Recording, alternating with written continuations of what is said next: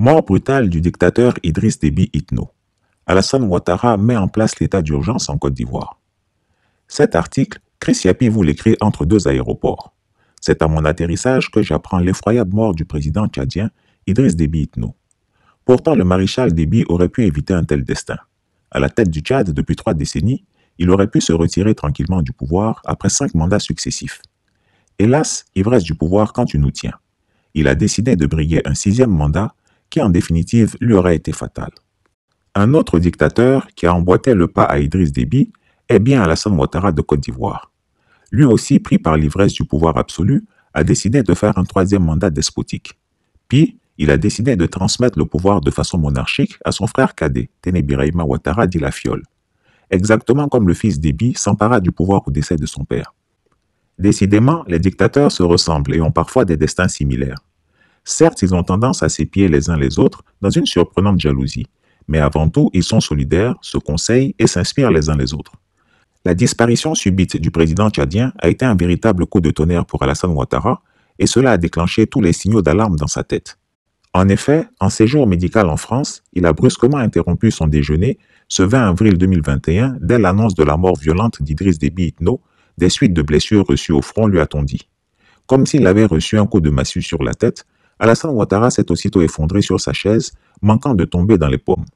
La nouvelle était d'autant plus rude et effroyable pour lui que quelques jours auparavant, précisément le 16 avril 2021, il avait rencontré son compère Idriss Déby à l'investiture du président Sassou Nguesso à Brazzaville au Congo. Les deux hommes avaient agréablement conversé et le maréchal du Tchad avait impressionné Alassane Ouattara par sa sérénité. Il voyait en Idriss Déby Itno un phare merveilleux, une référence. A priori, rien ne présageait un tel destin. Profondément troublé par cette mort brutale, Alassane Ouattara s'est immédiatement mis à songer à son propre sort. Les images du dictateur tchadien allongé, baignant dans son sang, ont secoué son mental comme un film d'horreur. Il s'est vu finir comme Idriss Déby. Quelle horreur!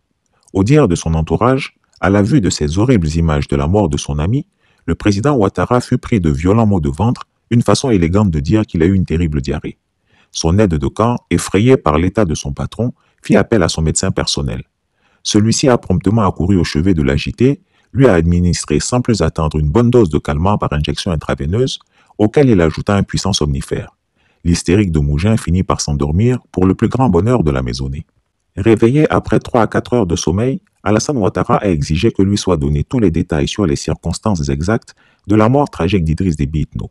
Après avoir reçu les informations dont il avait besoin, il s'empara furieusement de tous ses téléphones et joignit tous ses proches collaborateurs, notamment son frère Téné Birahima Ouattara, pour leur demander de prendre toutes les dispositions tactiques et stratégiques nécessaires pour sauvegarder le régime, renforcer tous les fronts, carrefours majeurs, frontières de Côte d'Ivoire, afin d'éviter que ce qui est arrivé au Tchad ne se produise en Côte d'Ivoire. Aussitôt ordonné, aussitôt exécuté. Ce mardi 20 avril, le chef d'état-major général, le général de corps d'armée Lassina Doumbia, a émis un message en direction de tous les grands commandements de l'armée, du commandement supérieur de la gendarmerie et des unités spéciales telles que le commandement des forces spéciales, la direction du renseignement militaire, le commandement de la zone opérationnelle Nord, la garde républicaine, le bataillon de commandement et de soutien, la direction de la logistique, etc. Ce message ordonne la mise en alerte immédiate de toutes les forces terrestres, aériennes, maritimes de la Côte d'Ivoire et la constitution dans tous les camps militaires et bases opérationnelles avancées d'une réserve d'hommes prêts à combattre à n'importe quel moment du jour et de la nuit, selon un schéma QRF, Quick Reaction Force. Il demande de mettre particulièrement l'accent sur les zones nord et ouest du pays, d'où un groupe armé peut surgir à tout moment pour descendre sur Abidjan.